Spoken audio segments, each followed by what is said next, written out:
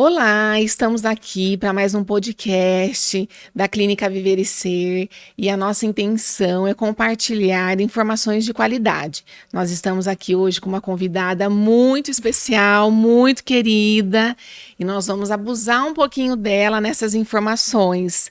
Hoje nós vamos falar um pouquinho de altas habilidades e superdotação com a Patrícia. Olá. Patrícia, seja muito bem-vinda. Oi, Ana, tudo bem? Oi, pessoal. Bom, eu sou a Patrícia, meu nome completo Patrícia Oliveira de Lima Bento. É um prazer estar aqui hoje com vocês, né?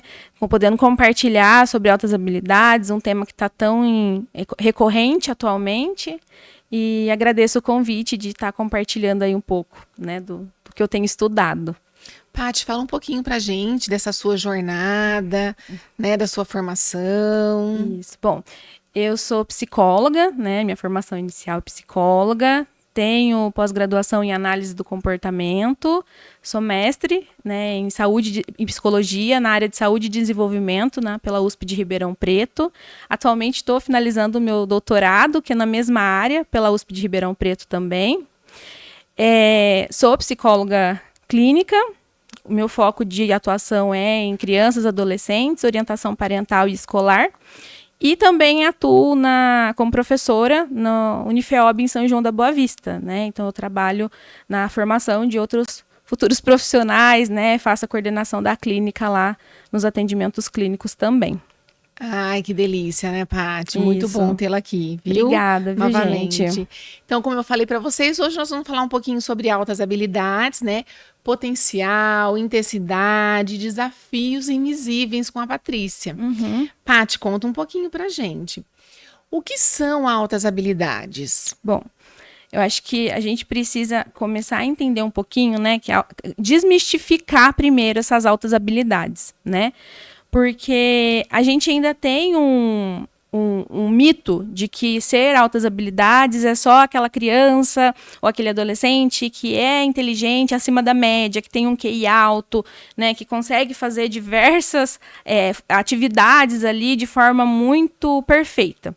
Mas não é bem assim que acontece, né? Então, as altas habilidades, hoje, a gente entende como um funcionamento cognitivo, né? Um conjunto ali de potenciais que aquela criança ou adolescente tem, que faz com que ela se comporte e tenha algumas habilidades acima da média. Mas, junto com isso, não é só essa habilidade, né? Esse fator cognitivo acima da média. Ela possui uma excitabilidade muito alta, né? Que a gente até fala que é uma assincronia emocional, que muitas vezes tem. Ou seja, esse cognitivo, ele não acompanha o desenvolvimento emocional. Então, exemplo, às vezes a criança, né, ou o adolescente, ou até o adulto mesmo, que às vezes recebe o diagnóstico tardio, ele possui um QI ali, um desenvolvimento, uma parte prática, até acadêmica alta, vai bem nas atividades, mas tem comportamentos emocionais que parecem até um pouco inferiores à idade. E Exatamente. A gente tem também uma outra característica, é a criatividade, né? No Brasil, hoje a gente usa isso como uma característica até quando vai fazer avaliação. Tem uma criatividade muito aguçada e também um envolvimento muito grande com as atividades do dia a dia, né? Até um perfeccionismo que acaba sendo exagerado para que aquilo saia de forma perfeita no dia a dia. E às vezes pode até atrapalhar a criança. Isso, porque esse perfeccionismo faz com que ela queira fazer tudo de uma determinada forma e aí se torna até um pouco inflexível, dificultando outros fatores ali da vida, seja de relacionamentos, da parte acadêmica mesmo. Sim. Então, é uma junção, vamos pensar ali, de comportamentos que tem essa discrepância entre uma parte cognitiva, né, com a parte emocional. Sim. Ô, Paty, conta um pouquinho para mim. Existe diferenças entre altas habilidades e superdotação? Bom, se a gente pensar na questão mais de nome, né, na questão até legislativa, vamos pensar assim, de ajudar essas crianças quando vai ter um processo de inclusão e tudo mais, não. Né, no Brasil se trata como duas funções ali muito parecidas, mas quando a gente vai a fundo na literatura, possui sim um aspecto diferente, né, como se altas habilidades, a gente até tem alguns autores que criticam falando que a habilidade é uma coisa que não nasce com a pessoa, que é uma coisa que é desenvolvida, é treinada, né? Então, precisa de um ambiente para que também fortaleça isso naquela pessoa, na criança, no adolescente, né? Porém, a superdotação traz essa característica como algo que nasce com aquela pessoa. Então, é inato, é uma dotação dela que ela não precisou de treino. E muitas vezes altas habilidades ou barra superdotação é isso que acaba acontecendo. A pessoa nasce com aquele potencial, né? Porque tem um fator genético muito grande ali, que acaba potencializando algumas habilidades. Por isso que é muito comum a gente ter pessoas com diagnósticos que na infância ou consegue ler precocemente, ou tem uma interação interpessoal muito, vamos pensar, refinada para a idade, né? Faz pensamentos muito profundos, às vezes até para a idade. Então, sei lá, a criança está com 7 anos e de repente está fazendo reflexões sobre o que é a vida, ou o que é morrer, o que é viver, né? Eu já vivi casos assim. Então, hoje tem essa discussão por conta dessa questão da habilidade, porque tem-se que uma criança também com superdotação, se ela estiver dentro de um ambiente que a estimule, né? Então, ela melhora e potencializa isso. Então, assim, é mais um conceito para a gente, talvez um conceito de literatura que discuta sobre esses pontos, né? Mas vamos pensando num critério para fechar um diagnóstico, são características as mesmas dentro de nomes ali, vamos pensar, concorrentes, né? Paty, quais áreas podem apresentar altas habilidades? É só a área acadêmica? Não. Isso também acaba se tornando um mito, né? Para a questão das altas habilidades, porque não é só a área acadêmica. Então, a criança...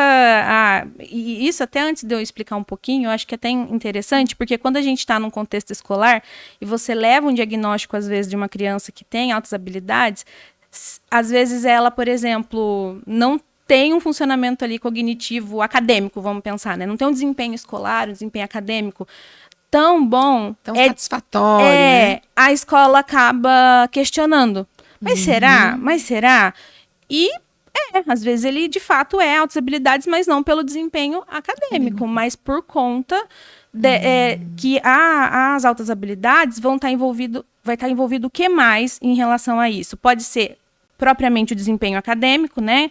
Que é o mais comum e esperado, mas tem o desempenho artístico, o desempenho esportivo, o desempenho motor, o desempenho das relações interpessoais propriamente, então uma pessoa que é muito desenvolvida para comunicar em público, né, e até resoluções de problemas, né, uma pessoa que tem facilidade de resolver problemas facilmente e até na questão reflexiva mesmo. Então, são várias áreas, né, que elas acabam acabam abrangendo, né, esses critérios aí do cognitivo mais alto. Sim.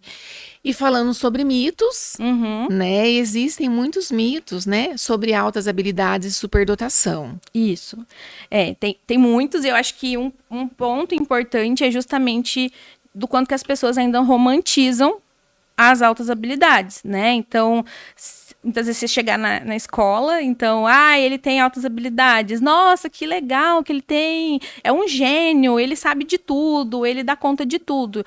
E, na verdade, não é bem assim, né? Porque por fora desse cognitivo, né, desse QI alto, desse desempenho, às vezes, escolar alto, a gente sabe que tem essa sincronia emocional. Então, pode ser uma pessoa, né, que está ali com os seus aspectos emocionais em sofrimento, né, com dificuldades de relacionamento, que também não é... Isso também pode ser um mito, mas pode acontecer em alguns casos. As dificuldades, propriamente, de se adaptar a algumas demandas, porque o que acontece? Uma criança que tem altas habilidades e não tem um desempenho acadêmico, bom ou elevado, quando você vai entender, pode ser porque o ambiente não está tão satisfatório ali para ela, ou a atividade está muito fácil, ou está uma atividade que não está dando prazer para ele acaba se sentindo entediado, porque é uma característica comum, né, o tédio frequente. Exatamente. E aí, quando começa a ter esses tipos de comportamento, né, esse tipo de estímulo que não é tão interessante para eles, né, até uma inadequação pedagógica, vamos falar assim, a criança começa a ter alguns comportamentos disruptivos em sala, ela começa a ficar entediada, ela começa até causar problemas de comportamento ali, ou aquelas que não externalizam esses comportamentos, que acaba acontecendo? Elas acabam tendo problemas internalizantes, que daí é o sofrimento na questão da ansiedade, da baixa autoestima, né? E por aí vai. Então, esse é um dos mitos principais. Exatamente. Tem uma pergunta sobre isso, né? Sobre as questões emocionais mesmo, né? Das crianças, os adultos com altas habilidades, né? E superdotação, porque a gente vê muito isso em consultório, Sim. né? Essa questão do comportamento mesmo deles. Então, as escolas ou até mesmo a família questiona muito, né? Nossa, mas ele tem essa superdotação e esse comportamento. Por que ele faz essa birra que parece de uma criança muito menor do que a idade? E é justamente esse é um mito que a gente tem também, de que toda pessoa com altas habilidades, ela vai ter um padrão excelente em tudo. E não necessariamente. Então, se ela pode ir muito bem, por exemplo, na escola ou em outras atividades, mas no emocional dela, ele está abaixo ali e em sofrimento. Como também entra, né, a questão de que ele pode ter, né, porque a gente tem que lembrar que as altas habilidades é um potencial que é muito alto, né? Ele tem um potencial que ele tá fora do esperado ali dentro para faixa etária, né? Até a gente fala muito de excitabilidade, porque é tudo muito intenso. Isso é uma característica muito grande, né, deles também. Então, a forma de receber as informações é como, às vezes, se fosse um carro sem freio, né? Então, vem tudo muito, não tem um filtro, né? Não tem muito intenso. Né? Então, tanto em aspectos sensoriais, como emocionais, comportamentais. Então, tudo que é recebido do estímulo é muito alto. Então, por isso que a gente sabe que tem esse mito de que está tudo muito perfeito, tudo muito regulado. Então, às vezes, a criança ela não está com o potencial em relação a fator acadêmico, mas ela tem um potencial alto em resolução de problemas, nas questões artísticas, nas questões propriamente reflexivas, né? Que a criança consegue ter esse pensamento. Então, é um dos mitos. E acho que um outro também que está relacionado é de que todas as pessoas que têm altas habilidades vai ter uma dificuldade de relacionamento interpessoal, né? Porque é muito comum também, ele é super inteligente e vai ficar mais na dele. Não, porque ele pode sim ter algumas dificuldades por conta que os interesses são muito diferentes, né, no caso das crianças, adolescentes, em relação aos colegas, né? Então, ele vai ter alguns gostos que os outros colegas não vão gostar. Então, ele vai ser tediante, às vezes, estar com aquelas outras pessoas. Então, isso pode dificultar os relacionamentos interpessoais.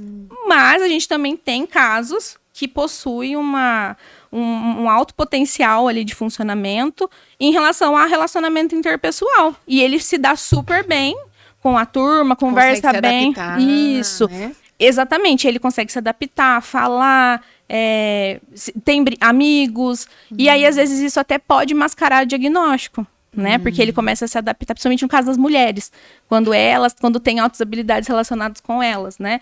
Elas acabam conseguindo mascarar porque elas conseguem se adaptar mais facilmente no mundo, né? Então elas conseguem se comportar diante do que é esperado. Então isso é muito comum também.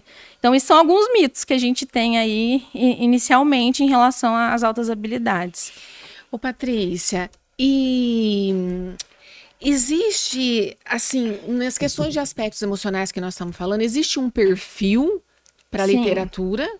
Existe. Bom, então, como a Ted tinha colocado, a literatura traz muito dessa sincronia que a gente tem. Alguns estudiosos aqui no Brasil mesmo que traz sobre ser algo que é muito divergente. Mas algumas características principais, até por conta dessa excitabilidade que eles têm, né, de ser tudo muito intenso, então é propriamente sentir as emoções de uma forma muito alta. Então, a gente tem o perfeccionismo, propriamente, que ele acaba sendo um padrão comportamental ali que prejudica, né? Porque tem um sofrimento quando as coisas não saem do jeito que eu quero. Porque a criança pode se cobrar muito disso, né? Porque tem essa alta exigência nas atividades do dia a dia, então não tá como eu quero. Então, enquanto eu não termino aquilo, eu não vou sair, né, disso daqui, e aí não consegue fazer outras atividades. A gente tem, né, que pessoas que estão dentro das altas habilidades têm um senso de justiça muito alto, né? Então, é como se aquilo que não tá certo, eu preciso tentar ajudar a resolver. Né? Então, eu quero tirar satisfação, eu vou lá brigar, quero defender meu colega, eu faço, e aí junto com o perfeccionismo, então esse senso de justiça também causa um sofrimento, porque eu quero tentar resolver e aquilo para mim é muito intenso.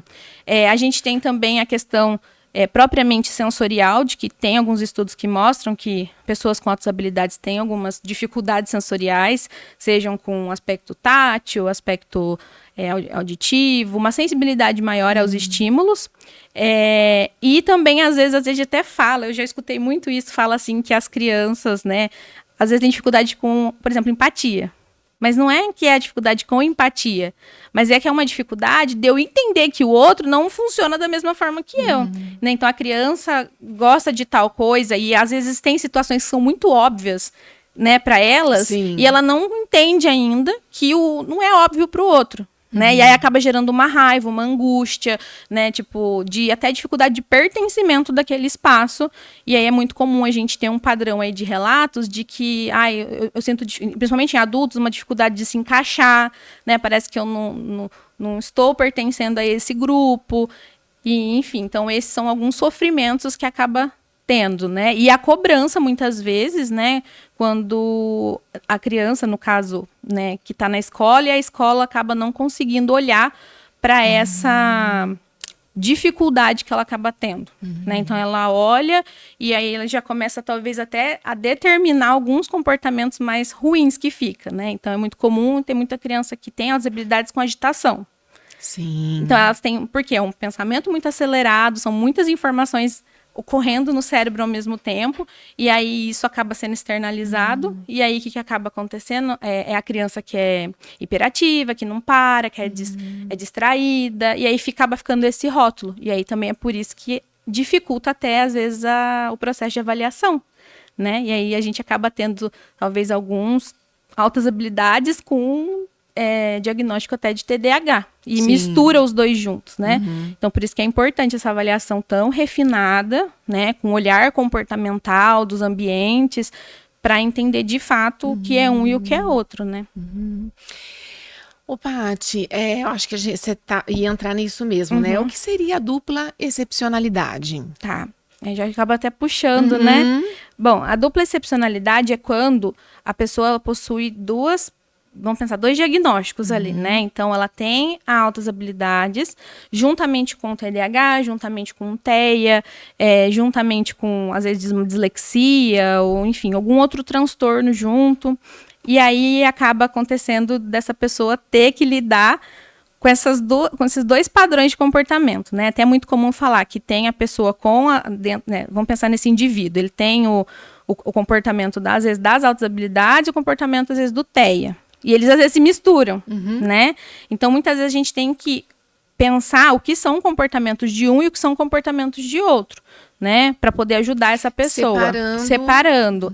Porque, por exemplo, se a gente pensar no TEA, um comportamento que é comum, às vezes, é a rigidez cognitiva, né? Então, a pessoa pode ter uma rigidez, uma inflexibilidade, até o perfeccionismo, né? Juntamente. Só que altas habilidades também pode ter, né? Um perfeccionismo que gera umas altas habilidades. Então, eles podem se camuflar. Por isso que é tão importante, né, durante o processo de avaliação, saber definir bem ali esses dois, até para não gerar confusão e até não dar um diagnóstico errôneo para a pessoa, né? Eu acho que é aquilo que você falou, né? Em uma avaliação neuropsicológica, precisa ser uma avaliação bem refinada, muito bem feita. Isso, né? Porque, como a gente coloca em outros quadros, né? Nós temos também quadro comórbidos. E no caso da superdotação e altas habilidades, nós temos essa dupla excepcionalidade aí, né?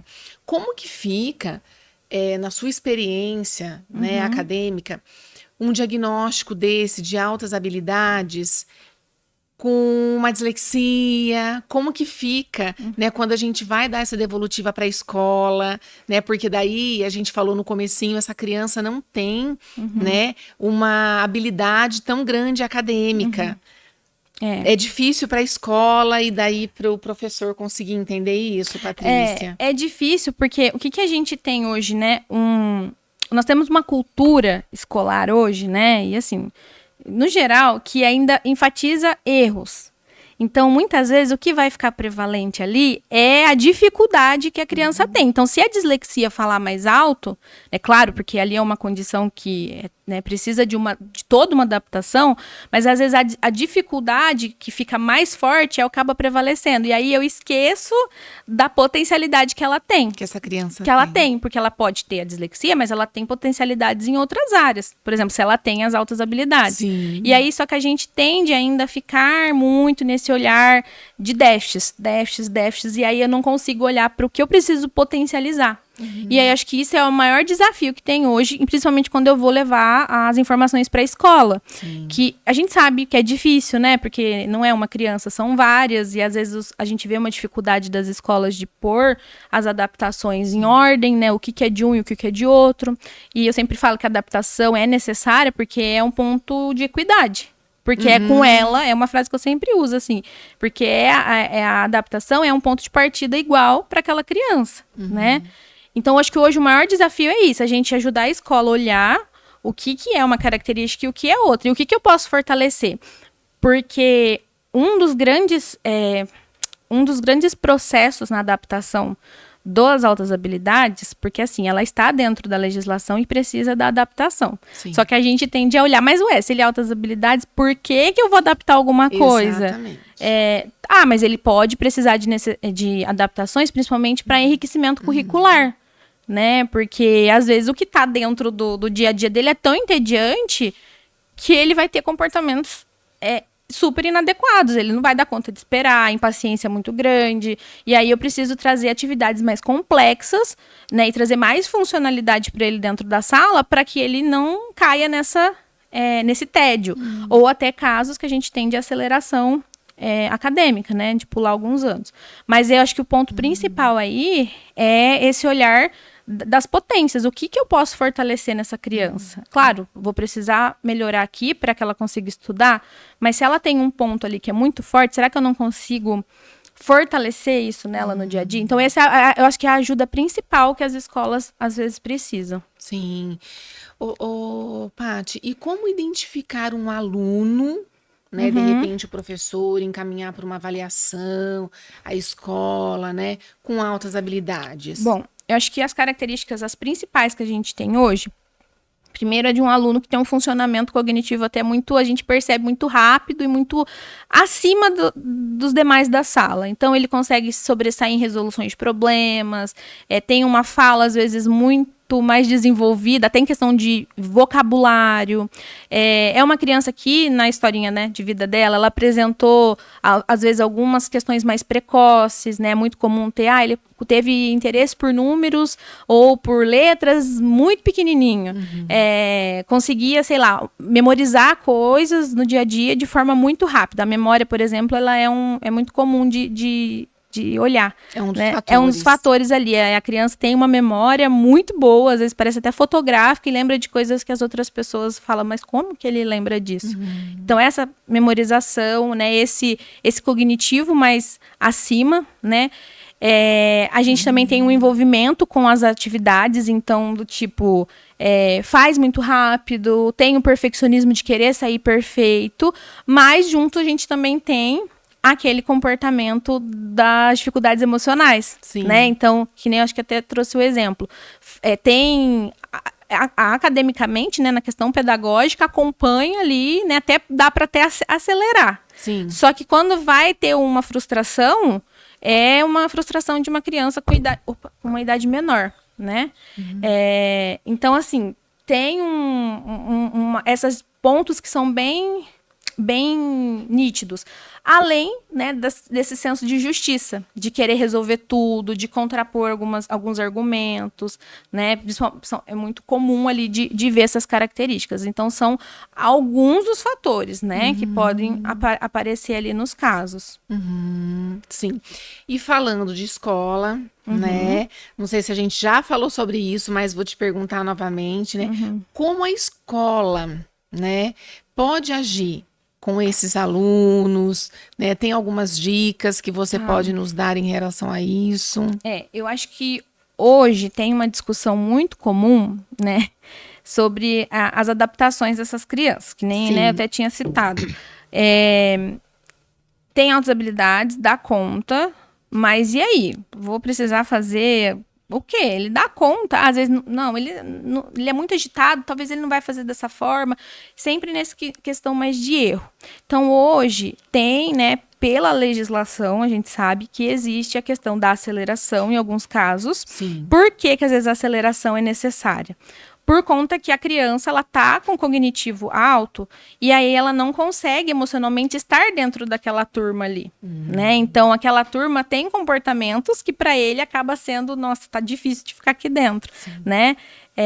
Até existe alguns relatos, assim, de crianças pequenininhas, né? Que te apresentam algumas características, que às vezes está lá com os amiguinhos na creche e é uma criança que acaba se dando melhor com os adultos, ela acaba também tendo alguns interesses diferentes, que são interesses, né? bem diferenciados em relação às outras crianças. Então, tem algumas características que já vão apresentando lá. A criança até não consegue brincar, né? Faz tudo muito rápido, e aí ela acaba ficando até meio alheia à turma. Então, isso é uma característica, por isso que às vezes é necessária a aceleração, para a criança pelo menos se equiparar cognitivamente com as demais. Então, tem que ser avaliado, né, a necessidade, claro, com suporte de uma avaliação, suporte muitas vezes, né, médico ali também, que ajuda nesse médico no sentido de ajudar a olhar para essa avaliação e para o diagnóstico também. E uma outra questão é o enriquecimento curricular, da importância de trazer atividades que estimulem essa criança, né? Eu sempre falo que é direcionar o estímulo.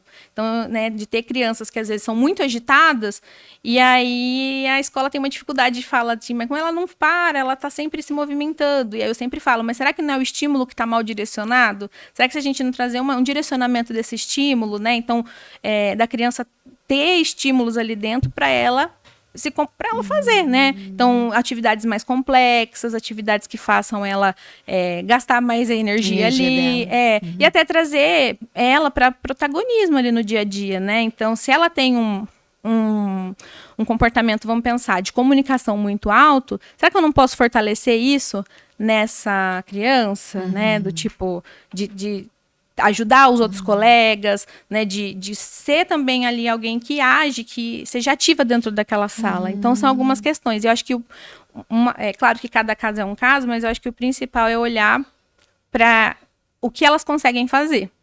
E não só para o déficit, né, que eu até tinha potencializado. Então, mas o que essa criança consegue fazer que eu consigo fortalecer nela? Né? Então, eu, por exemplo, já acompanhei casos que eu falava para os professores do tipo, será que isso que ela é melhor? Ela não pode ser tipo um tutorzinho que ajuda os outros na sala, né? Ela se dá bem nisso, e aí ela pode se sentir bem, se sentir, né, com um senso de autoeficácia maior ali, né? Sim. Ô, Paty, nós estamos finalizando, mas tem uma pergunta que eu gostaria de fazer para você. Claro. Como evitar romantizar as altas habilidades, né? Que muitas pessoas acabam romantizando. Você até citou esse nome aí. Vamos falar um pouquinho sobre isso? Isso. Bom, acho que o ponto principal é a gente olhar para aquela criança na sua individualidade, ou o seu adolescente, né? Enfim. Olhar as características que ele tem, né? E não generalizar de que toda pessoa com altas habilidades vai seguir o mesmo padrão, né? Isso acho que é a base principal. Então, o que aquela pessoa que está comigo, aquela criança, tem a oferecer em relação aos seus comportamentos. E aí eu preciso olhar para esses comportamentos e ver o que ele tem de bom, o que ele tem de dificuldade. Porque a dificuldade vai estar ali, mas o que eu posso fazer para reforçar essa potencialidade dela? Então, a importância de eu olhar para cada caso na sua individualidade. Até tem né, no Brasil tem a doutora Euseni, que trabalha muito com as questões de altas habilidades, que ela fala muito da questão de ser um espectro, né, as altas habilidades. Porque ela tem essa diferenciação, assim, é como se fosse um pacote, tem algumas características que são muito comuns, mas cada um tem um jeitinho ali de ser, né? Tem uns que vão agir de uma forma, outros vão agir de outra, então é por isso que a gente fala que às vezes é um espectro, e aí a gente tem que olhar para essa individualidade.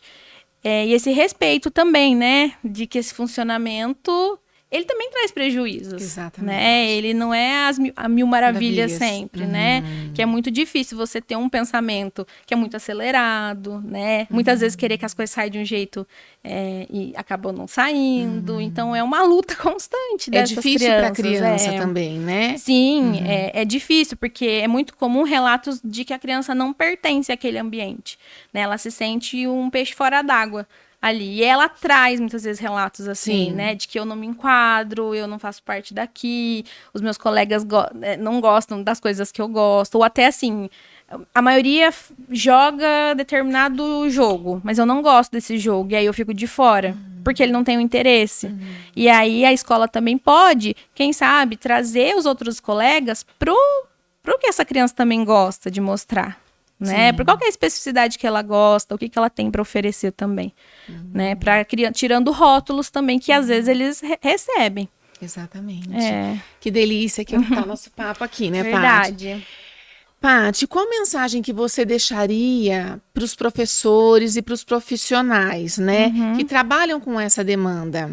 Bom, eu acho que a mensagem inicial é sobre, acho que até repete um pouquinho a outra, né, que é a importância do respeito à individualidade dessas crianças, né? O que essa criança que eu estou ali, que está ali comigo, tem para me oferecer que eu possa fortalecer, né? Então, eu acho que esse olhar de cada um, né? Eu acho que hoje no contexto da educação brasileira é isso que a gente precisa, não só falando nas outras habilidades, mas acho que em todos os casos que requerem inclusão, o que aquela criança tem para oferecer é que a gente precisa dar um ponto de partida de equidade, né? Vamos pensar assim. E aí, quando eu penso nessas crianças, é justamente isso também. O que ela tem para me oferecer? Será que eu não estou olhando só para déficits? Exatamente. Né? E aí, às vezes, a gente tá com esse véu da dificuldade. E aí, eu preciso, talvez, tirar esse véu e olhar para essa criança. Tá, então ela tem um potencial nisso. Percebe que eu consigo abusar, vamos dizer assim, mais desse potencial? Porque daí eu consigo melhorar a autoestima, o pertencimento, a autoeficácia. E aí, né, e desenvolver coisas que, às vezes, acabam ficando perdidos ali, né? Por conta de ter o rótulo de muitas dificuldades, né? E, principalmente, olhar que é um mito, né? Altas habilidades, a criança ser o gênio que sabe tudo, né? Isso, eu acho que é um ponto principal para tirar esse véu, e aí isso dificulta muitas vezes até esse encaminhamento. Né? Não vou, mas ele não é bom, né? Eu já vivenciei isso. Mas ele não tira notas excelentes. Isso acontece muito, né? Ele não tira notas excelentes, mas ele tem o potencial cognitivo muito alto. Muito bom. Para o quê? Né? Que aí é a avaliação que ajuda. Claro, a criança já traz sinais, mas é a avaliação que vai ajudar a trazer essas características, né, cognitivas e comportamentais, até emocionais ali. Então, acho que é um ponto principal, esse olhar de que cada um é de um jeitinho e que eles precisam, sim, de ajuda. É um mito, né? Sim, isso, for ver que não precisa. Um olhar mais cuidadoso. Humanizado, né? Ali. Humanizado para essas crianças, né? Isso. E eu acho que vale também para os pais. Acho que a gente fala bastante da escola, mas também para os pais. Porque, às vezes, os pais têm muita dificuldade desse olhar também, até de olhar para a potência que o filho tem. Sim. Né? Então, meu filho tem, mas, nossa, ele dá tanto trabalho com várias coisas que eu não consigo olhar, né? E, às vezes, é uma criança que tem muita coisa para oferecer. Exatamente. Então, acho que os pais também precisam desse acolhimento, né? Desse olhar para a potência do filho, né? Para a potência que os filhos têm. Sim. Tá muito bom o nosso papo, né, Paty? Mas nós vamos finalizando por aqui. Patrícia, gostaria de agradecer muito, né, a clínica, pela equipe da Clínica Viverecer. Nós estamos aqui com as meninas Adriane e Flávia, que estão nos acompanhando também. Muito obrigada pela sua participação. Imagina, eu que agradeço o convite. Fiquei muito feliz de estar aqui com vocês hoje, podendo trazer algumas informações, né, que são tão importantes e que a gente possa continuar trazendo informação assim, de qualidade, igual vocês fazem. Obrigada, viu, querida? Imagina, eu que agradeço, viu? Minha mão tá gelada, né, Paty? Minha mão tá gelada.